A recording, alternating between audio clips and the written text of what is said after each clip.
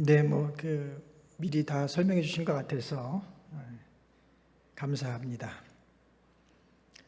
여러분들 아까 배우셨잖아요. 감사합니다. 그럼 어떻게 하시라고요?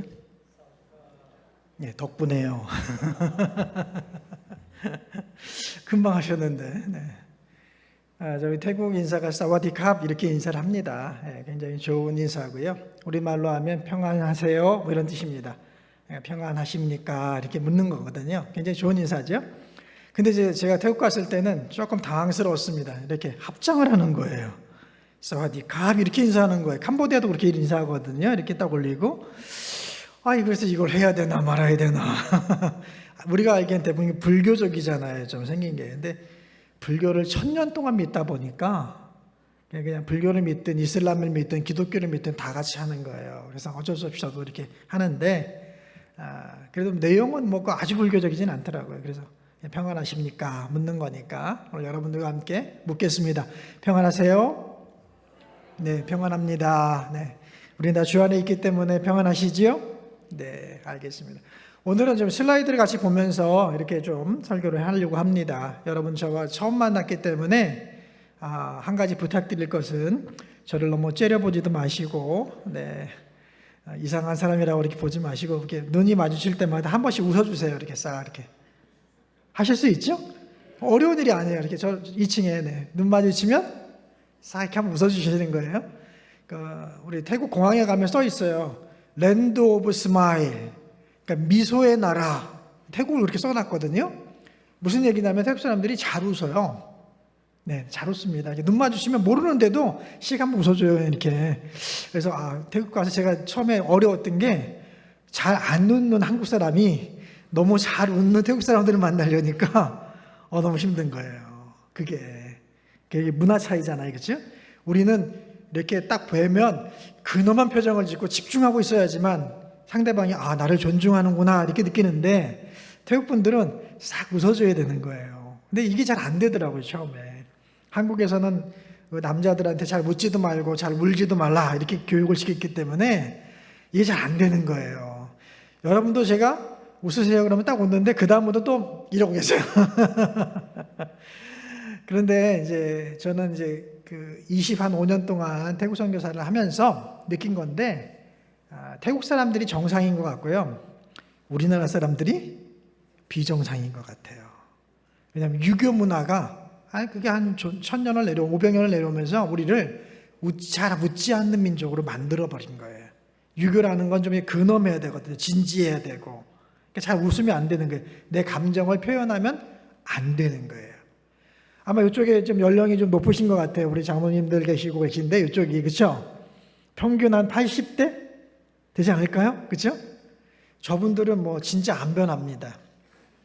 변할 수가 없어요. 왜? 평생을 그렇게 그 문화 속에서 눌리고 배우고 행동하고 살아왔는데 어떻게 변해요? 그렇죠? 변하면 죽죠. 정말 그렇게 될 수 있습니다. 그러니까 우리가 문화에 의해서 나도 모르게 세뇌가 돼가지고 잘 못한 거예요. 근데 우리 미국 사람을 만나거나 유럽 사람을 만나면 그 사람들도 잘 울어서요. 잘 몰라도 막 인사하고 그래요. 왜 그럴까요? 그분들도 원래는 야만 민족이었는데 하나님을 잘 믿다 보니까 하나님이 무슨 영이십니까? 이 성령이 무슨 영이세요? 고쳐주시는 영, 또 그렇죠? 찬양하게 하는 영, 기쁨의 영이잖아요. 그분하고 몇백 년을 동행하다 보니까 그 야만인들이 웃는 민족으로 바뀐 거예요, 여러분. 아멘? 근데 우리나라는 아직도 유교의 문화가 너무 강력해가지고 잘 안 바뀌어요. 그래서 찬양할 때 제가 이거 희귀 보니까 찬양할 때는 여러분 모습이 되게 화나더라고요. 찬양할 때라도. 그게 바로 주님 원하시는 모습이에요. 너무 인상 쓰고 살지 마시고 저희가 5000년 역사에 지금 제일 잘 살자고 그러잖아요. 지금이. 우리 청년들은 제일 어렵다고 하지만 우리 어르신들이 살아온 시대로 따지면 지금이 제일 잘 사는 시기예요. 밥 걱정 별로 안 하고 살잖아요. 그렇죠? 얼마나 놀라운 지금 한국인지 모릅니다. 사실은. 그리고 저처럼 동남아를 막 누비고 살고 있는 분들, 이런 분들이 와서 딱 한국에 들어오면 놀래요. 항상 놀랍니다. 야, 우리나라 너무 좋아졌어. 우리나라 25년 동안 한 100년은 치는 성장한 것 같아. 여전히 한국에 문제가 많지만 그럼에도 불구하고 우리나라가요 너무 좋아진 게 보이는 거예요. 보이는 거예요. 네, 이런 얘기하면 좀 눈이 맞으실 때는 어떡하라고요? 그렇죠. 네, 저기 권사님이 너무 잘해주고 계세요. 한 분인데 딱. 네, 제가 뵐 때마다 지금 너무 잘 웃어주셔가지고 제가 마음이 너무 편해지고 있어요. 왜냐면 이게 첫 만남인데 오늘 만남은 많이 아는 것보다 인상이 좋아야 되잖아요, 그렇죠? 제가 응암교회에서 나가면 딱딱한 교회 이러면 안 되잖아요, 그렇죠? 갔더니 그냥 작은 거에도 막 호응해 주시고 마음을 열고 선교사를 진심으로 반겨주는 교회더라. 아멘? 그럼 좋잖아요. 뭐 여러분이 뭐 선교비를 더 많이 주느냐 적게 주느냐 저는 그런 거에 별로 관심은 없어요. 그런데 선교사가 왔을 때 반겨주느냐 정말 그 마음이 느껴지느냐 형식적이냐 그건 금방 알 수 있거든요. 2층도 그렇죠? 네네. 2층도 여기 밝은 미소를 가지신 분이 계세요. 물론 대부분 여자분이세요. 남자분들은 관심이 없으세요. 근데 이해해요. 얼마나 오랫동안 우리가 그렇게 살아왔기 때문에 잘 안 바뀝니다. 잘 안 바뀌지만 내가 그렇게 돼야 되는구나 알고 계시는 게 좋아요. 그리고 어느 날부터 이제 그 뭐라 그러죠? 우리가 나이가 들면 좀 그런 시기가 오잖아요. 정체성이 막 혼란스러운 시기. 그걸 뭐라고 얘기하죠? 갱년기라고 얘기하죠. 갱년기 때 막 화가 나고 막 열이 나고 막 그러시잖아요. 그게 뭐냐면 나에게 드디어 찬스가 왔구나. 무슨 찬스? 한 50년, 60년 동안 살아왔던 내 성격을 버리고 새로운 성격으로 바뀔 찬스가 왔구나. 이렇게 믿으셔야 돼요. 이 갱년기는 변화의 시기거든요. 그러니까 그 변화의 시기에 내가 딱 잡으면 놀라운 변화를 할 수 있어요. 아멘? 하나님이 딱 2번 주십니다. 그런 기회를 인생에 딱 2번밖에 안 주세요. 사춘기 때 1번 주시고요. 이 사춘기 때 잘 변화되면 되게 멋진 청년이 돼요. 그렇지 않습니까? 멋진 숙녀가 되고 그리고 갱년기 때 잘 변하면요 정말 멋진 노년이 되는 거예요. 그러니까 이 2번의 기회를 하나님이 주시거든요. 우리한테 내가 어떻게 살았던 뭘 배웠던 어떤 일을 했던 2번의 기회를 주시는 거예요. 갱년기 너무 싫어하지 마시고요. 뭐 때문에 내 인생에 갱년기가 생기나 이러지 마시고 찬스구나. 잘 안 웃던 늘 슬프고 늘 괴로웠고 늘 너무 심각했던 나를 하나님이 바꿔주시는구나. 아멘? 근데 이거를 잘못 이해하시면 우울증 걸려요. 화딱지나 하다가 우울증으로 빠져요. 그러니까 정말 좋은 사람이 되느냐 우울한 사람이 되느냐는 여러분에게 달려있는 거예요.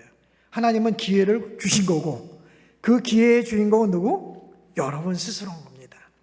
아멘? 서론이 굉장히 길죠? 왜 길까요? 여러분하고 저하고 지금 맞추고 있는 거예요. 자, 2층도 다시 한번 우리 손 들고 반갑습니다. 우리 장로님 막 이러고 계시는데 당황스러웠어요 조금. 자, 1층도 질지 말고 반갑습니다. 우리 성도님들끼리도 해보세요. 반갑습니다. 그리고 옆 사람하고 악수 한번 해보세요. 악수 한번. 우리 민족은 너무 말로만 하거든요. 진짜 악수 한번 해보세요. 이게 달라요. 그리고 우리 동성끼리는 한번 이렇게 안아줘 보세요. 가볍게 안아줘 보세요. 가볍게 한 번만. 네. 남자분들 힘드시겠지만 한 번만 살짝 안아보세요. 네. 이게 또 사람이 달라요. 그러니까 말로 하는 것과 손잡는 것과 안기까지 하면요, 이게 느껴지는 게 달라요. 그렇죠? 저는 그 모세라는 애니메이션 영화를 보다가 깜짝 놀랐어요. 여러분 보셨나요? 그 이집트 이야기인가 모세 이야기 나온 게 있었잖아요. 그 디즈니랜드에서 만든 애니메이션 만화 영화. 모세에서요, 이 모세가 그 광야로 쫓겨난 다음에 결혼을 하잖아요. 그렇죠? 거기서 결혼해가지고 이렇게 식구가 생기잖아요. 이들을 장인어른을 모시고 양을 치면서 살잖아요. 와, 그분들이 기분 좋은 날은 모닥불을 펴놓고 손을 잡고 막 춤을 추는 거예요. 막 끌어안고 막 찬양하고. 그게 이스라엘 문화더라고요. 이야, 우리나라 사람들도 그랬잖아요. 막 기쁜 날 있으면 나눠 먹고 잔치하고 손에 손잡고 막 강강솔래 춤추고. 우리 민족이 원래 그런 민족이에요, 여러분. 근데 우리가 다른 하도 막 경쟁과 먹고 사는 문제 때문에 그걸 다 버린 거예요. 버린 거예요. 여러분 그걸 회복하셔야 돼요. 어디서? 주 안에서. 아멘. 네. 이 선교는요, 사실은 우리가 해야 될 일이 아니라 원래 우리 모습으로 찾아갈 때 나타나는 현상인 거예요. 이 선교를 목표로 생각하지, 이게 해야 될 일을 생각하지 마시고 우리가 주님 안에서 정말 회복되면 해야 될 게 선교구나. 우리가 회복이 안 되면 억지로 해야 돼요. 억지로. 힘들어요, 선교가. 근데 우리가 회복되면 자연스럽게 하는 게 선교가 되는 거예요. 너무 신기하지 않습니까? 그러니까 이 선교를 우리 같이 한번 어떤 건지 이 아브라함을 통해서 보도록 하겠습니다. 네. 슬라이드 한번 넘겨주실까요? 아브라함 보이시죠?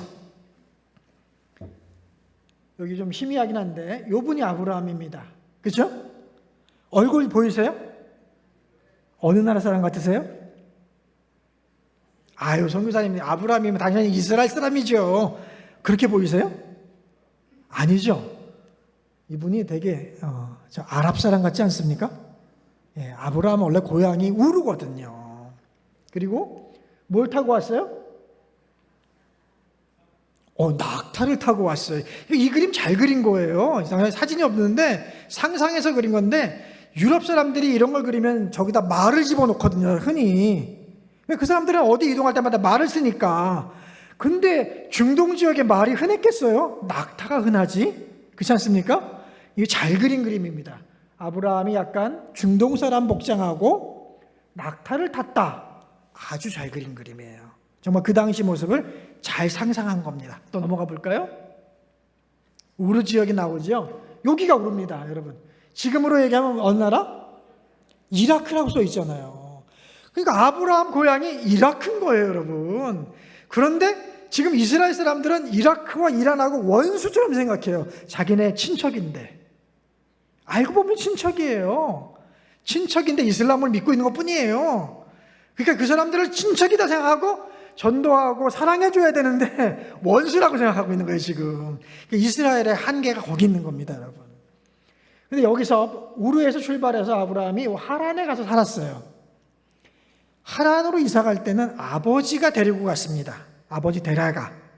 그런데 이 하란에서 아버지가 돌아가시고 가나안으로 올 때는 아브라함이 데리고 온 거예요. 원래는 아브라함의 아버지 데라가 우르에서 하란 갈 때도 원래는 가나안은 가려고 했지만 아버지는 거기까지 안 가고 여기가 좋사오니 하고 하란에서 그냥 끝난 것인 거예요. 그런데 아브라함은 아버지가 원래 어디로 가려는지 알고 있었기 때문에 우리 하나님이 이끄시는 곳 거기에 난 가보겠다 해가지고 아브라함은 하란을 떠나서 가나안까지 간 거죠. 이게요, 우리 한국으로 따지면 어떠냐면 우르가 서울 같은 곳이에요. 그리고 하란은요, 대구 정도? 그런데 가나안은 어딜까요? 가나안은 제가 잘 모르는 도시, 한 번도 안 가본 뭐 그런 도시 있잖아요. 저기 시멘트 많이 나오는 뭐죠? 어디더라? 가물가물. 이름도 잘 모르는 도시. 여러분 오산 아세요? 안 살아보셨죠? 지나는 가봤는데 전 고향이 오산이거든요. 그런 도시. 우리가 그냥 스쳐 지나가다가 알긴 아는데 안 가본 도시. 별로 거기 뭐 관광할 것도 없는 도시. 가나안은 그런 곳이에요. 그러니까 서울 살다가 뭐 부산이나 대구 사는 거 가볼 수 있잖아요. 그렇게 어려운 일 아니에요. 그런데 부산이나 대구 살다가 갑자기 오산이나 뭐 이상한 잘 모르는 조그만 도시 군산이나 갑자기 그런 데 가서 살려고 그러면 쉽지 않잖아요. 그렇죠? 그런 거예요. 사실은 아버지가 여기까지 갈 때는 그나마 괜찮았는데 여기서 여길로 넘어갈 때는 아브라함은 정말 믿음이 없으면 못 가는 길인 거예요. 굉장히. 그래서 우리는 아브라함을 뭐라고 부릅니까, 여러분? 아브라함은 뭐라고요? 여러분 담임 목사님보다 너무 질문이 많죠? 네, 잘 대답을 하셔야 돼요. 아브라함은 뭐라고 부른다고요? 2층 뭐라고요? 2층이 더 이렇게 격렬한 데는 참 없는데 2층은 대부분 소극적이고 졸고 막 그러시는데 여기 1층하고 2층이 너무 다른데요? 소망이 보이는데요? 네, 원래 2층이 살아있으면 그 교회는 살아있는 거예요. 1층은 당연히 중직들이나 우리 권사님 장로님 계시니까 살아있잖아요. 그렇죠? 근데 2층은 약간 좀 이렇게 피하시는 분들이 가는 곳인데 2층이 저렇게 강렬하다는 건 이 교회가 소망이 있다는 겁니다. 아멘? 좋습니다. 아주. 아브라함이 믿음으로 간 거죠. 아주 멋진 거예요. 믿음의 조상 아브라함. 그래서 우리 믿음의 조상에게 하는 거예요. 그런데 아브라함의 인생을 가만히 살펴보면 별로 믿음이 없어요. 아내도 팔아버리려고 하고, 그렇죠? 내주고 말이죠.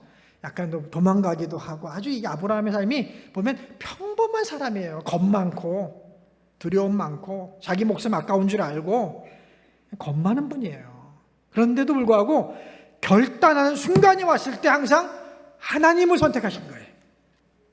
선택을 잘하신 분이에요, 이분이. 정말 막 이게 뭐 몸이 좋고 뭐 의지가 강력하고 이런 게 아니라 뭔가 선택할 기로에 놓일 때 이렇게 보고 어디로 갈까 하다가 나는 무조건 하나님. 아멘. 여러분 그러시면 되는 거예요. 이렇게 뭔가 선택할 기로가 있을 때 뭘 선택하라고요? 나는 하나님. 그렇게만 선택하시면 그게 믿음의 길이 되는 겁니다. 아주 멋진 분이시죠. 자, 넘어가 볼까요? 그래서 우리 오늘만 읽었던 말씀인데 우리 다 같이 한번 같이 읽어보겠습니다. 하나, 둘, 셋. 땅의 모든 족속이 너로 말미암아 복을 얻을 것이라. 아멘. 여러분도 복 받기 위해서 노력하고 계시죠? 우리 복을 받아야 될까요? 복 받는 건 너무 좀 그러니까 뭐 사이비 같으니까 나는 복 없어도 괜찮아요. 그러신 분 계세요? 아니에요, 여러분. 성경은 믿는 자들이 복 받아야 된다는 걸 아주 누누이 강조하고 있어요. 그렇죠? 그걸 믿으셔야 돼요. 너무 나는 부자 되는 거, 난 복 받는 거 그런 거랑 나 관계 없어 이러시면 안 돼요. 그렇죠? 하나님이 우리 예수 믿는 사람들이 하나님을 따르는 사람들이 복 받는 것을 원하세요. 아멘. 네, 이걸 믿으셔야 돼요. 내가 막 노력해서 뭘 성취하는 게 아니라 하나님은 내가 잘 되는 걸 원하셔. 그걸 믿으셔야 됩니다, 여러분. 자, 다음 볼까요? 네, 그래서 이게 지금 무슨 회사에서 브리핑하는 것도 아닌데 이런 걸 보여드려서 좀 죄송하긴 한데 오늘 말씀을 요약하면 이런 거예요. 내가 너를 축복해 줄게. 그런데 너만 아니라 너의 가족도 축복해 줄게. 내가 민족을 만들 거야. 그 민족을 만들고 나면 나는 너희 민족을 통해서 세상에 상처받고 괴롭고 못 먹고 못 사는 모든 민족을 내가 복주고 원해. 아멘. 와, 우리 하나님은요 삼성의 이재용 회장보다 더 큰 비전이 있어요. 우리나라 대통령 윤 대통령보다 더 큰 꿈을 가지신 분이에요. 멋진 분이죠. 우리 그런 분을 따라가는 거예요, 여러분. 자, 넘어가 볼까요? 그런데 이스라엘 민족은 이 아브라함의 축복을 받았어요, 사실. 그래서 이스라엘 사람들을, 유대인을 지금 전 세계에서 따져보면 1%가 안 된대요, 전 세계 인구에. 그런데 이 유대인들이 갖고 있는 이 부의 크기는 전 세계 부의 한 60%를 갖고 있다는 거예요. 놀랍지 않습니까? 1%도 안 되는 민족이 우리 전 지구에 있는 이 부를 60%를 갖고 있다는 거예요. 그러니까 하나님 말씀이 맞는 거죠. 하나님을 믿는 이 유대 민족이 복을 받고 있는 게 맞아요, 여러분. 틀린 게 아니에요. 그래서 이스라엘 민족은 이 체다카라는 이런 문화가 있습니다. 그래서 어릴 때요 아이들에게 그냥 아니하고 저금통을 2개 준답니다. 하나는 저축을 위한 저금통. 네가 열심히 아르바이트를 하든 뭘 하든 돈을 받아서 저축을 해라. 또 하나는 저 체데카라는 저금통을 줘요. 저건 뭐냐면 우리가 이 돈을 벌고 뭔가 얻은 것은 항상 자선을 베풀기 위한 것이다. 여기에 넣었다가 그건 헌금을 하든지 이웃을 나눠주든지 해서 자선을 베풀어라. 그 통이 이 체데카라는 거예요. 그래서 여기 히브리 말로 여기 박혀있는 이런 통을 선물해 준답니다. 어린 아이들에게. 그러니까 아주 어릴 때부터 이스라엘 사람들은 그냥 부자가 되는 게 목적이 아니고 내가 부자가 돼서 내 가족을 돌보고 또 뭘 한다고요? 자선을 베풀어야 된다. 이 부자의 목표가 있는 거예요. 근데 우리 한국 사람들도 부자에 대한 열망은 있는데 목표가 그런 거예요. 아파트 사는 거, 서울에 사는 거, 뭐 해외여행 가는 거, 이게 목표인 거예요. 그런데 유대인들은 적어도 우리 아브라함이 받은 축복을 알기 때문에 그걸 스스로 해석을 그렇게 한 거예요. 우리는 나를 위해서만 사는 게 아니라 자선을 베풀어야 돼. 이웃을 위해서 자선을 베풀어야 돼. 멋지지 않습니까? 여러분, 다음 볼까요? 아마 모르시는 분도 많겠지만 우리 남자분들은 많이 아실 거예요. 워렌 버핏이라는 분입니다. 미국에서 가장 큰 부자죠. 나이가 지금 90세가 넘으셨어요. 그러니까 여기 계신 우리 장원님들보다도 나이가 많으세요. 근데 여전히 현역이에요. 여전히 일을 하세요. 일도 또 잘해요. 그래서 1년에 몇백억씩 벌어요. 정말 대단한 할아버지세요, 이분이. 자녀도 여러 명 있어요. 그런데 얼마나 부자냐면 152조 원을 갖고 계세요. 얼만큼인지 모르겠죠. 뭐 여러분이나 저나 1조 원을 안 가져봤잖아요. 뭐 여러분 중에 1억을 갖고 있는 분은 꽤 있을 것 같아요. 그런데 뭐 1조 원 이건 우리 가져본 적이 없잖아요, 그렇죠? 근데 그걸 152조 원을 갖고 있다면 5만 원짜리 지폐로 이 성전을 꽉 채워도 아마 그 돈이 안 될, 못 채울지도 그러니까 넘칠 것 같아요, 제 생각에는. 5만 원짜리 지폐를 이 성전에서 꽉 채워도 이 152조 원이 될까? 어마어마한 부자죠. 그런데 이분이 유대인이잖아요. 그러니까 뭐예요? 자선을 해야 된다는 목표가 분명히 갖고 있습니다. 자, 다음 장면 볼까요? 99%, 67조 원. 그럼 이분은 90%를 자선에 베풀어 가지고 67조 원이나 자선을 했나 보다. 이렇게 이해할 수 있잖아요. 이분이 그렇게 선언했습니다. 내가 죽기 전에, 이분이 90몇 세니까 이제 곧 돌아가실 거 아니에요, 그렇죠? 내가 죽기 전에 내 재산 156조 원 중에 99%를 내가 다 자선에, 기구에다 다 넘겨주리라. 그리고 내 자녀와 내 아내에게는 1%만 주겠다는 거예요. 대단하지 않나요? 네. 우리나라는 어떻게든 탈세해가지고 재벌 상속을 하려고 하는데 이분은 나는 내 자녀들한테 안 줘. 내가 빈손으로 시작해서 152조 원을 부자가 됐는데 하나님을 경외하고 지혜롭게 살면 다 내 자녀들도 그렇게 될 수 있는데 내가 뭐하러 자녀들한테 줘? 나는 이걸 다 기부할 거야. 그래서 현재까지, 올해까지 67조 원을 이미 기부했어요. 그러니까 아직도 한 100조 원 정도를 더 기부하셔야 돼요. 아니, 한 80조 원 정도를 더 기부하셔야 돼요. 대단한 어른이세요. 부럽죠? 나한테도 그만큼 좀 할 수 있는데 그런 마음 드세요? 저는 부담스러워요, 사실은. 저한테 157조 원을 주는데 150조 원을 기부하라고 그러면 이거 내가 할 수 있을까? 쉽게 이런 거예요. 나한테 156억 원을 줬는데 우리 식으로 얘기해서 우린 조는 너무 어려우니까 156억 원을 줬는데 그 중에서 150억을 내가 기부하라고. 여러분 할 수 있겠어요? 이거 쉽지 않아요. 그런데 유대인들은 아예 어릴 때부터 그걸 작심하고 계신 거예요. 멋지죠? 그러니까 하나님이 여전히 유대인들을 축복해 주시는 거예요. 그런데 유대인들은 한계가 있어요. 볼까요? 아까 똑같은 거잖아요, 그렇죠? 근데 여기에 달라진 게 하나 있어요. 요 빨간 줄로 담이 생겼어요. 유대인들이 아브라함이 복을 받고 이스라엘이 복을 받고 유대인이 복을 받는 데까지는 갔는데, 그래서 자선도 많이 했는데 자기들끼리 자선하는 거예요. 그리고 선민의식에 빠졌어요. 그냥 우리 민족만, 유대인만, 다른 민족에 관심이 없어요. 우리만. 우리 유대 민족에서 어려운 사람들 돕자. 이런 거 잘하는 거예요. 넘어가지 못하는 거예요. 하나님 원하시는 건 어디 있었어요? 축복이 가리키는 그곳에는 열방을 축복하라는 선교가 있는데 유대인들은 여기서 스톱한 거예요. 여기서 잘했는데, 너무너무 잘했는데 거기서 멈춰버린 거예요. 우리 개신교인들은요, 우리 기독교인들은요, 부족하지만 그 다음 단계를 가고 있잖아요. 그래서 멋있는 거예요, 여러분. 자, 넘어가 볼까요? 여기 보세요. 똑같은 여러 다양한 모양의 화살표가 있잖아요. 그렇죠? 크기가 비슷하죠? 이게 다 부자예요, 부자.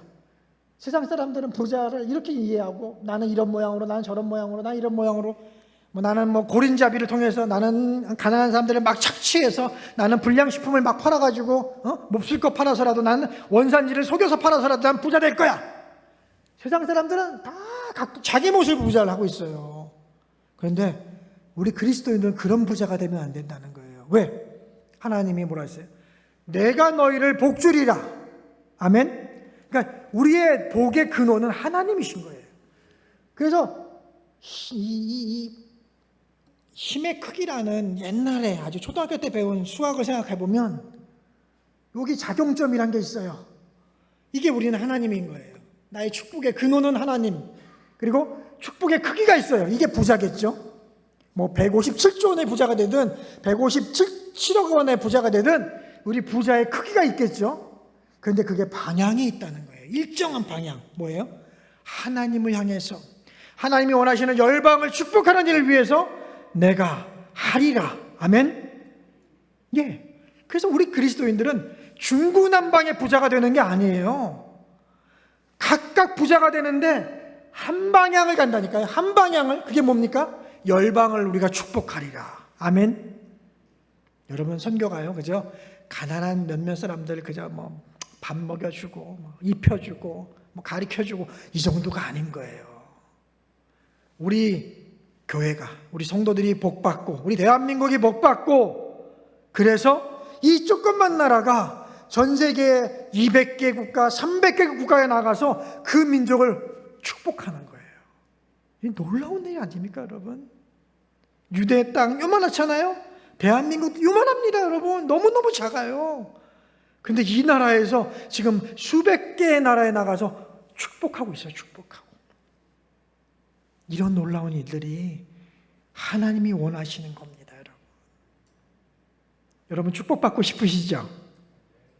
축복받으셔야 돼요, 정말. 전 여러분들이 다 100억, 200억, 300억짜리 막 그런 부자가 됐으면 좋겠어요. 정당한 방법으로 하나님이 부어주시는 축복을 통해서 바른 방향을 향해서 그렇게 목표를 지향하는 부자가 됐으면 좋겠어요. 그냥 이렇게 막 비자금 만들어서 내 자녀만 어떻게 아파트 두세 개 사주고 여기 이런 거 여러분 꿈꾸지 마시고요. 요즘 보니까요, 자동차도 정말 괜찮아 보이는 자동차는 보통 억대더라고요. 억대. 5천만 원 기본이고 1억짜리가 수두룩해요.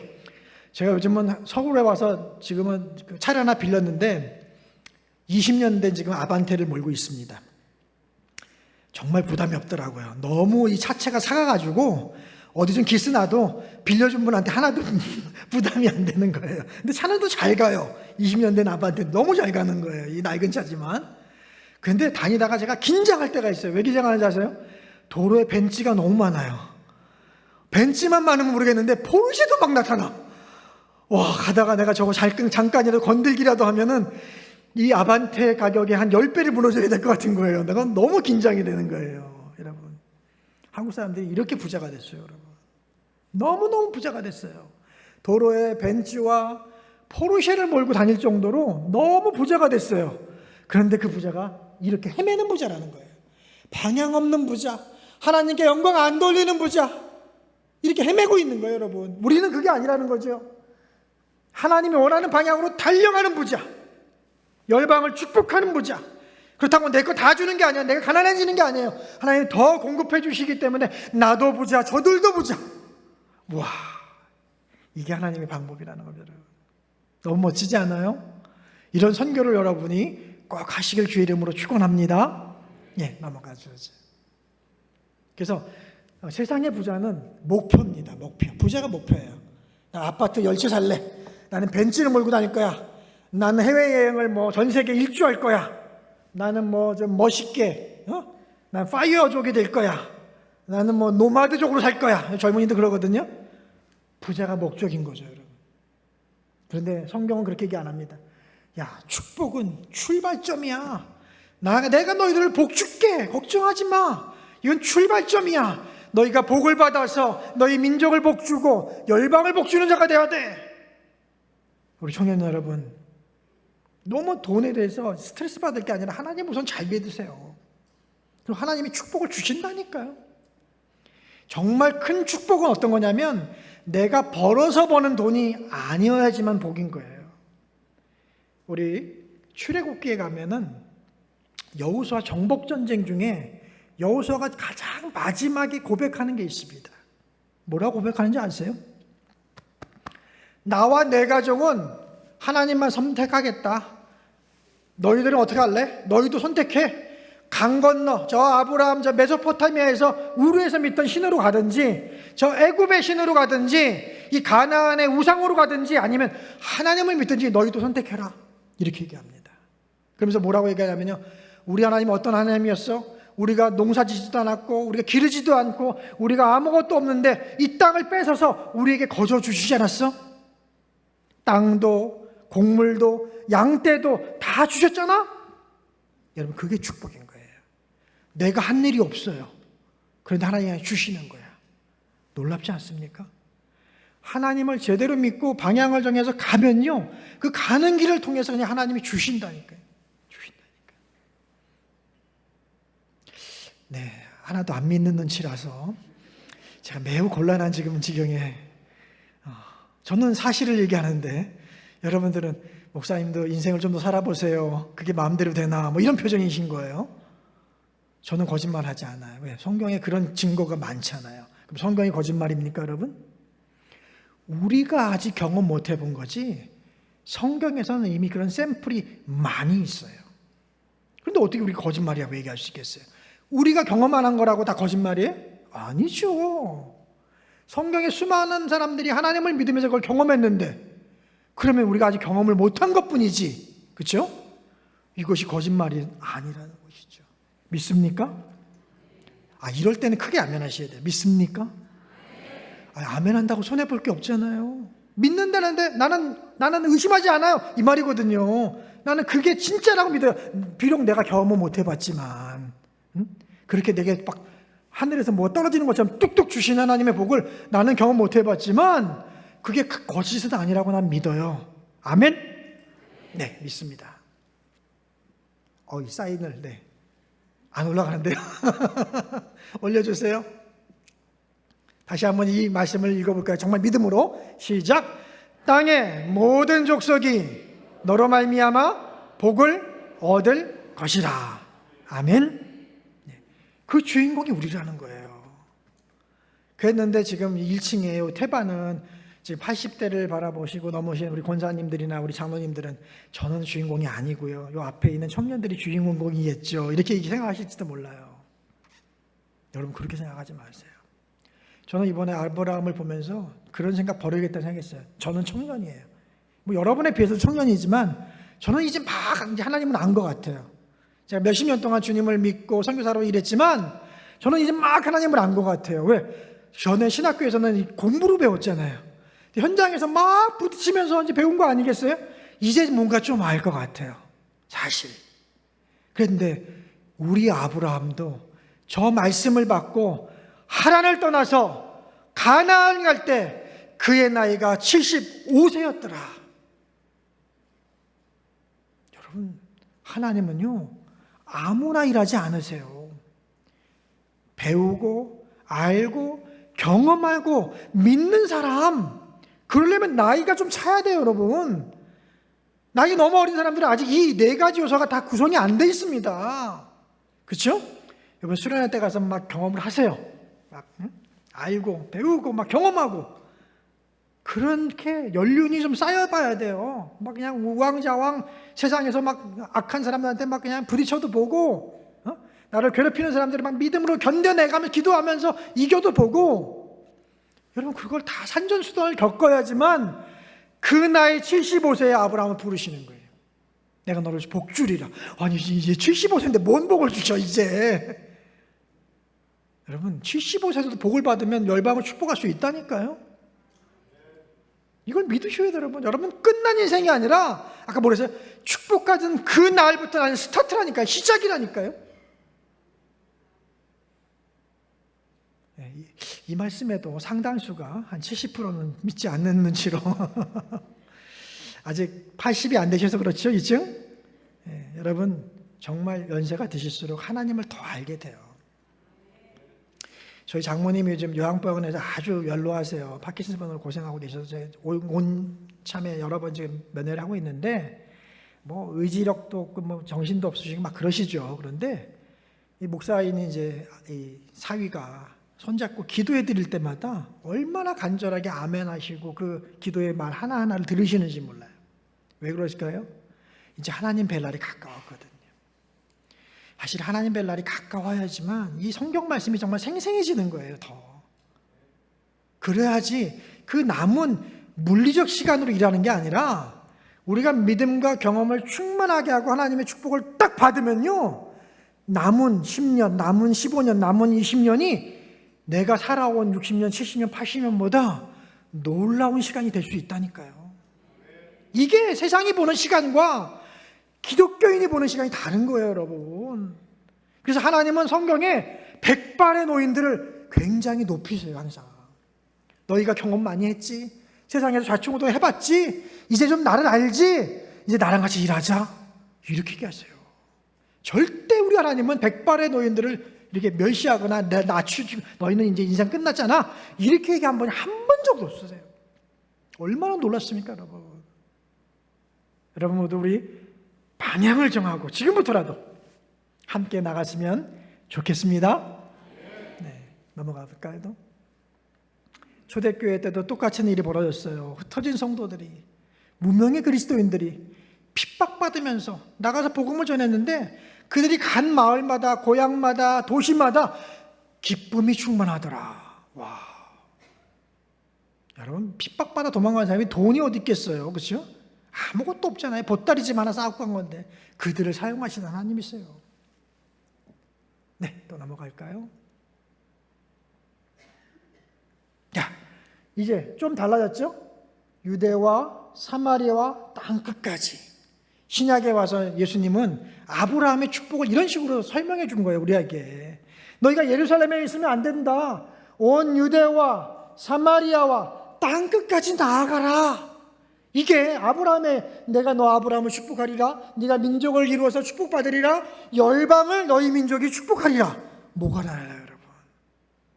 똑같은 선교의 메시지인데 그 밑바탕에는 내가 축복하리라, 그게 있는 거예요, 여러분. 하나님이 여러분을 축복할 줄 믿습니다. 적금을 가지셔야 돼요. 내가 적금을 가지리라. 그럼 하나님 나를 당연히 축복하리라. 네, 넘어가겠습니다. 같이 한번 읽을까요? 시작. 너는 말씀을 전파하라. 때를 어떤지 못 어떤지 항상 힘쓰라. 아멘. 네, 넘어가겠습니다. 이제 태국 얘기 나왔는데 시간이 다 됐어요. 그래서 제 생각에는 여러분들이 태국을 한번 오셨으면 좋겠어요.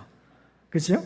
오늘 제가 태국을 다 보여드릴 수가 없고 99년도에 처음 갔던 모습입니다. 가서 얼마 안 됐을 때 저희 애들 둘 데리고 적응도 안 된 그 땅에서 선풍기 하나 의지해 가면서 뭐 1년 12달 30도가 넘는데 죽겠더라고요. 한 2달만 더 오면 되는데 더우면 이게 1년 12달 더우니까 어찌해지? 네, 그렇게 저희가 살았습니다. 최근에 저희 모습이죠. 이제 집사람하고 저하고 좀 많이 나이가 들었죠. 넘어가 볼까요? 태국은 저희보다 먼저 믿은 나라예요. 아시아에서 형님 국가입니다. 다만 복음화가 1%도 안 돼요. 그러니까 100명 만나면 한 명의 그리스도인을 만날까 말까? 이런 나라인 거죠. 너무 어렵습니다. 네, 그렇지만 우리는 열심히 지금 선교사들이 많이 와서 선교하고 있는데 저희 같은 경우는 저희 교단과 우리 태국 기독교단이 이렇게 딱 형제 교단이에요. 이번에도 총회장님이 오셔가지고 태국 기독교단 우리 총회장님을 같이 이렇게 만난 모습이거든요. 현재 총회장님이세요. 그러니까 서로가 이렇게 교제하면서 같이 우리 복음합시다, 같이 일합시다, 으쌰으쌰 같이 하는 거죠. 우리 선교사님만 일하는 게 아니고 위에서 어르신들끼리도 잘 이렇게 협력을 하고 계세요. 그래서 저희는 이제 주로 뱅콕이란데 여기 수도 방콕이거든요. 그 지역에 중부 지역에서 교회 개척을 하고 있는 겁니다. 저희 현재는 6개 교회랑 같이 일하고 있고 그 전에 개척된 교회 중에는 이제 자립한 교회도 있습니다. 이렇게 또 넘어가 볼까요? 이건 이제 샘플로 교회가 어떻게 개척되는지를 보여드리는 거예요. 이렇게 길거리에서 먼저 전도팀을 만들어서 그 동네를 다니면서 열심히 막 노방 전도도 하고 길거리 예배를 드려요. 어디에 이 초소를 마련할지 아직 모르니까 그래서 막 정자 밑에서도 예배드리고 뭐 버스 정류장에서도 예배드리고 그러면서 막 전도팀들이 다니면서 한 도시를 정탐합니다.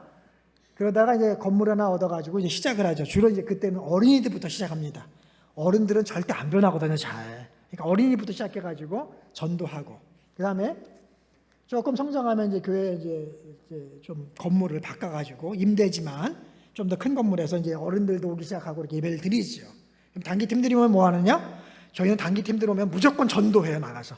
태국말이 되진 않는 전도합니다. 뭐 멋있는 공연 이런 거 잘 안 해요. 그냥 매일 전도합니다. 오늘도 전도, 내일도 전도, 모레도 전도. 전도만 하나 보내요, 그냥 집에. 그러니까 너무 재미없다고 어떤 분들은 하고 어떤 분은 너무 은혜롭다고 하기도 합니다. 그렇게 근데 그 전도를 통해서 정말로 영혼들이 돌아와요. 자, 또 그러다 보면 이제 우리 교회당을 짓게 되는 날이 오는 거죠. 그래서 우리가 자체 예배당을 모으고 이제 이렇게 한둘 두불 더 붙게 돼가지고 이분들이 이제 교회 멤버가 돼서 정말 정식 교회가 돼가지고 이제 든든하게 서는 겁니다. 그럼 또 그 교회가 다시 그 개척을 시작하는 거죠. 또 이런 식으로 우리가 개척을 하고 있습니다. 넘어가 볼까요? 저와 같이 개척을 같이 계신 우리 선사님들, 목사님들, 저 혼자 못 하거든요. 같이 이제 팀이 돼가지고 개척을 같이 하고 있는 거죠.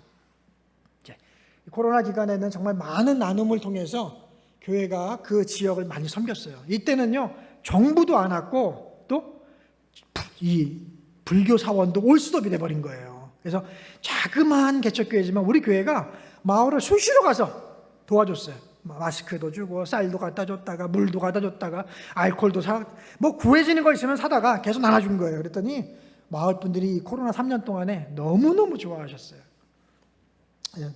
그리고 이제 6교회가 공동으로 달력도 만들고 계속 넘겨주세요. 그냥 이렇게 장례식도 같이 하고 수련회도 같이 갔고 이렇게 나눔과 축복의 예배들도 많이 갔고요.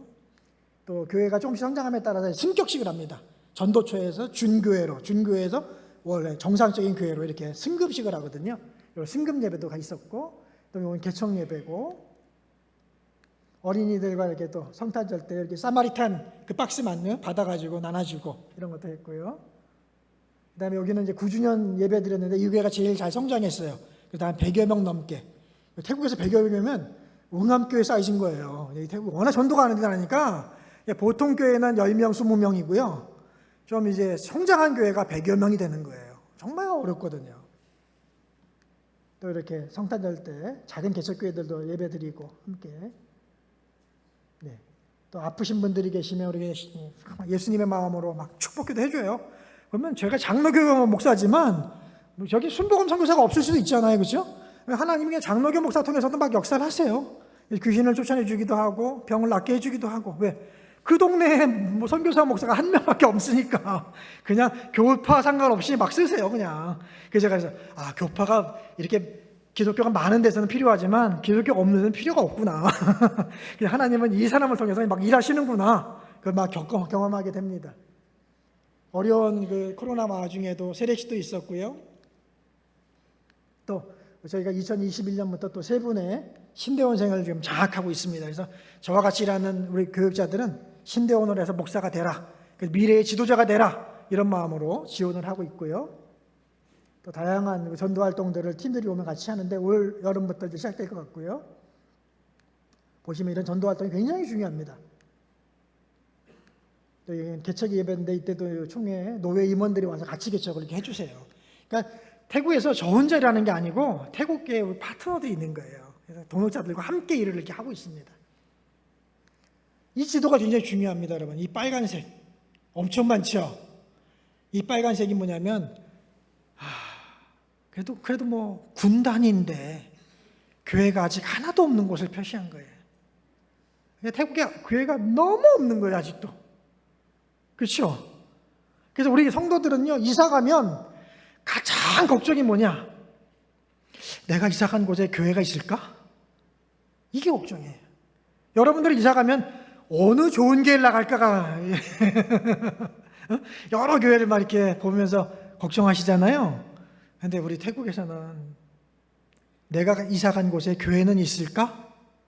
이런 걱정을 해요. 그래서 아직도 우리 교회 개척은 태국 전역에 제가 섬기는 지역이 여기거든요. 중부 지역. 제가 이거 다 못합니다, 여러분. 근데 저는 요 중부 지역에서만 주로 사역을 하는데 여기서도 아직도 개척해야 될 곳이 너무나 많이 남아있어요. 정말 교회가 하나 없는 그런 마을들, 또 한 10개 마을, 20개 마을 이런 지역들이 아직도 너무 많은 거예요. 그래서 적어도 우리 성도들이 이사 갔을 때 나갈 수 있는 교회, 또 그 마을 사람들이 죽기 전에 한 번이라도 예수의 복음을 들을 수 있게, 정말 우리가 전도 안 하면요 죽을 때까지 단 한 번 예수의 이름을 듣지 못하고 죽는 게 태국 사람들인 거예요. 너무 안타깝잖아요. 그러기에는 믿고 안 믿고는 그 사람 마음인데 적어도 그분들에게 한 번은 예수를 들려줘야 될 거 아니에요, 그렇죠? 그래서 저희는 믿는 거를 목표로 하는 게 아니라 한 번이라도 복음을 전해주자, 이걸 목표로 개척하고 전도하는 거예요. 전도. 언젠간 응암교회 우리 청년들이나 여전도원들, 성가대원들, 우리 장로님들, 재직들이 와서 이런 전도하는 일에 동참해 주면 좋을 것 같아요. 마을에 가면요 청년들만 전도를 잘하는 게 아니에요. 동년배를 만나면 제일 반가워하시더라고요. 그리고 권사님들이 가면 그런 나이 드신 분들 있잖아요. 할머니들, 태국 할머니들이 제일 반겨주시고요. 우리 청년들이 오면은 또 청년들이 반겨주고, 우리 초등학생들이 오잖아요, 전도하러. 마을에 있는 초등학생들이 너무 좋아해요. 그래서 다 각각의 나이대가 오면요 그 나이대랑 통하더라고요. 그러면서 자연스럽게 복음을 전해주는 거죠. 여러분, 모든 우리 연령대는 선교할 수 있습니다. 그리고 우리 복음을 전할 수 있습니다. 그런 소망을 가지고 나도 한번 태국 가버리라, 나도 한번 캄보디아 가버리라, 우간다 좀 멀긴 한데 나도 한번 우간다 한번 가버리라, 적어도 우리 교회가 섬기는 나라에 내가 한번 가버리라, 가서 내가 한 사람이라도 복음을 전해버리라, 이런 비전과 꿈을 가지시면 하나님이 여러분 인생을 축복 안 할 수가 없어요. 여러분, 복 달라고 기도해서 복 받는 게 아니에요. 여러분, 아브라함, 이 창세기에 있는 이 말씀을 받을 때 아브라함 단 한 번도 저를 축복해 주세요라고 간청을 안 했어요. 여러분, 너무 놀랍지 않아요? 나는 하나님을 따르겠습니다, 이 말만 했지 복 달라는 말을 안 했어요. 나를 부자 만들어 달라고 아브라함 기도를 안 했다니까요. 그런 기도 단 한마디도 안 하는데 하나님이 먼저 얘기하시는 거예요. 내가 너를 복주리라, 내가 너를 민족을 만들고 너희 민족을 복주어서 열방을 복주리라. 이건 하나님의 계획인 거예요. 아브라함의 계획이 아니에요. 여러분, 이게 세상 부자와 그리스도인 부자의 차이입니다. 여러분 다 그런 부자 되시기 원합니다. 그런 축복받게 되기를 바랍니다. 우리 함께 선교의 놀라운 길을 내 일생 중에 참여해 보시기를 주의 이름으로 축원합니다. 기도하겠습니다. 하나님 아버지, 오늘 아브라함을 통해서, 아니 하나님의 꿈을 통해서 우리의 마음이 두근거리게 됩니다. 하나님, 우리도 작지만 보잘것없지만 하나님을 선택하고 하나님을 꼭 붙잡아 싸우니 우리를 그 축복의 주인공 되게 하시고 우리를 그 선교의 주인공 될 수 있도록 역사하여 주시옵소서. 이 귀한 일에 응암교회를 사용하시니 감사합니다. 응암교회가 날로 열방을 섬기는 놀라운 교회 되도록 축복하여 주시옵소서. 감사하며 예수님의 이름으로 기도드렸습니다.